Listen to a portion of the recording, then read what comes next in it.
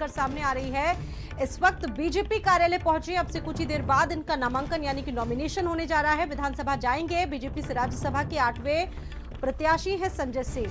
तो देखिए, तमाम समीकरणों को इस वक्त ध्यान में रखते हुए बीजेपी ने अपना 8वां प्रत्याशी उतारा है। बीजेपी से राज्यसभा के प्रत्याशी हैं संजय सेठ। देखिए ये तस्वीरें, अब से कुछ ही देर बाद नामांकन के लिए विधानसभा वो पहुंचेंगे। बीजेपी से राज्यसभा के 8वें प्रत्याशी संजय सेठ। और आपको बता दें कि 2016 तक समाजवादी पार्टी के सक्रिय सदस्य के रूप में रहे, कई महत्वपूर्ण पद उन्होंने संभाले। फिलहाल 2019 में उन्होंने बीजेपी का दामन थाम लिया है।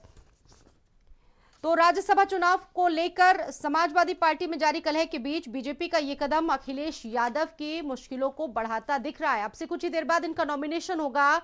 संजय सेठ बीजेपी कार्यालय पहुंच चुके हैं। अब से कुछ ही मिनट्स के बाद वो अपना नॉमिनेशन करवाएंगे। तो बीजेपी की जो रणनीति है वो साफ देखी जा सकती है। गहमा गहमी काफी तेज है। संजय सेठ 8वें उम्मीदवार के रूप में बीजेपी के तुरुप के इक्के माने जा रहे हैं। 2019 में समाजवादी पार्टी से अलग हुए ये और बीजेपी में शामिल हो गए।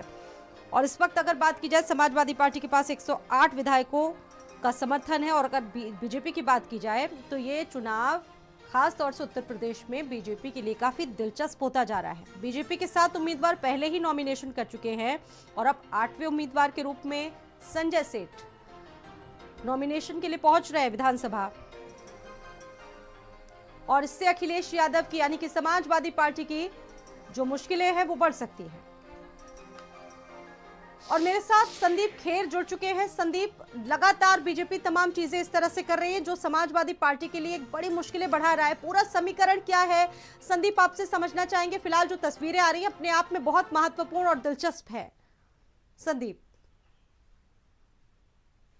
देखिए, बिल्कुल स्वाति, जिस तरीके से भारतीय जनता पार्टी ने कल 7 राज्यसभा प्रत्याशियों का नामांकन कराया था, खुद मुख्यमंत्री योगी आदित्यनाथ समेत 2 डिप्टी सीएम, भाजपा प्रदेश अध्यक्ष भूपेंद्र चौधरी और अन्य मंत्री भी वहां पर मौजूद रहे थे। लेकिन आज देखिए, एकाएक जिस तरीके से ये चर्चा हुई कि बीजेपी जो है वो अपना एक 8वां प्रत्याशी यानी संजय सेठ के रूप में उतारने जा रही है। सभी को पता है कि देखिए, संजय सेठ जो है वो पुराने सपाई रहे और हालांकि 2019 में वो भाजपा आए थे, तब भाजपा ने उनको राज्यसभा नहीं भेजा था, जिसके बाद ये चर्चा तेज हो गई थी क्या संजय सेठ जो है वो अलग एक राह पर चल रहे हैं। लेकिन अब तस्वीरें देखिए साफ हो चुकी है। बीजेपी कार्यालय में इस समय वो मौजूद है और यहाँ से वो अपना जो भी ऊपर उनको एक फॉर्म पे साइन करना है और उसके बाद वो विधानसभा पहुंचेंगे नामांकन करने के लिए। अब देखिए, ये माना जा रहा है कि 15 फरवरी जो है वो नामांकन की अंतिम तिथि है। लेकिन यूपी में 10 जो सीटें हैं वो राज्यसभा की है, यानी एक जो 11वां प्रत्याशी होने के बाद, क्योंकि पहले ये देखा जा रहा था कि जो चुनाव है वो निर्विरोध होंगे, लेकिन अब चुनाव होगा यानी 27 फरवरी को चुनाव होगा, उसमें हार और जीत तय होगी।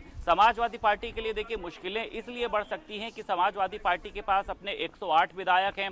2 विधायक अगर वो कांग्रेस को जोड़ते हैं तो 2 ही जो प्रत्याशी हैं वो उनको राज्यसभा भेज सकेंगे। भारतीय जनता पार्टी के पास देखिए लगभग 252 और अगर हम अन्य घटक दल, सहयोगी दल जोड़ लेते हैं तो 290, यानी 7 प्रत्याशियों को जिताने के लिए 261 जो वोट हैं वो भारतीय जनता पार्टी के पास हैं। उसके बाद लगभग 29 बचते हैं, यानी एक प्रत्याशी को जिताने के लिए 8 वोटों की जरूरत भारतीय जनता पार्टी को होगी, यानी एक प्रत्याशी के लिए 37.3% जो वोट है वो होना चाहिए। ये भी बताया जा रहा है कि संजय सेठ जो है अगर निर्दलीय के रूप में अपना नामांकन भरते हैं तो बहुजन समाज पार्टी, सभी को पता है समाजवादी पार्टी से पल्लवी पटेल जो है उन्होंने भी ये कहा है कि मैं सपा के राज्यसभा प्रत्याशियों को वोट नहीं दूंगी। यानी ये माना जाए कि पल्लवी पटेल का जो वोट है उसी के साथ साथ बसपा का जो वोट है। और यहाँ तक ये भी बताया जा रहा है कि अखिलेश यादव भी जो है वो संजय सेठ का विरोध करते हुए नहीं नजर आएंगे, क्योंकि सपा में एक लंबे समय तक वो रहे, चाहे मुलायम सिंह यादव का कार्यकाल रहा हो, फिर अगर हम बात करें अखिलेश यादव का कार्यकाल रहा हो। अब वो भारतीय जनता पार्टी में मौजूद हैं। देखिए, संजय सेठ यहाँ से नामांकन करने के लिए पहुंचेंगे। 15 तारीख आज की सभी को पता है कि नामांकन की अंतिम तिथि है। हालांकि कल का दिन देखिए सभी ने देखा है कि जोर शोर के साथ सभी प्रत्याशियों का स्वागत करते हुए, प्रेस कॉन्फ्रेंस करते हुए खुद मुख्यमंत्री योगी आदित्यनाथ वहां पर मौजूद रहे थे। लेकिन आज संजय सेठ किस तरीके से देखिए यहाँ पर पहुंचे हैं और अभी आप देख रही हैं कि बीजेपी कार्यालय पे भी देखिए आपको जो हलचल है स्वाति वो दिखाई दे रही बिल्कुल, है। बिल्कुल। संजय सेठ के जो साथ के कुछ अपने जो कार्यकर्ता हैं, कुछ लोग हैं, वो भी यहाँ पर पहुंचे हैं। और देखिए दिलचस्प है समाजवादी पार्टी के लिए, क्योंकि सपा ने देखिए जिस तरीके से भाजपा ने एक अलग चाल चली है, समाजवादी पार्टी को मुश्किल में डाल दिया है कि समाजवादी पार्टी जो है 2 राज्यसभा प्रत्याशी भेजेगी तो तीसरे का अगर वो नाम हटाती है तो नाम वो कौन होता है, दलित नेता के रूप में थे या फिर जया बच्चन होती हैं या आलोक रंजन होते हैं। ये समाजवादी पार्टी के लिए भी देखिए सोचने का विषय है।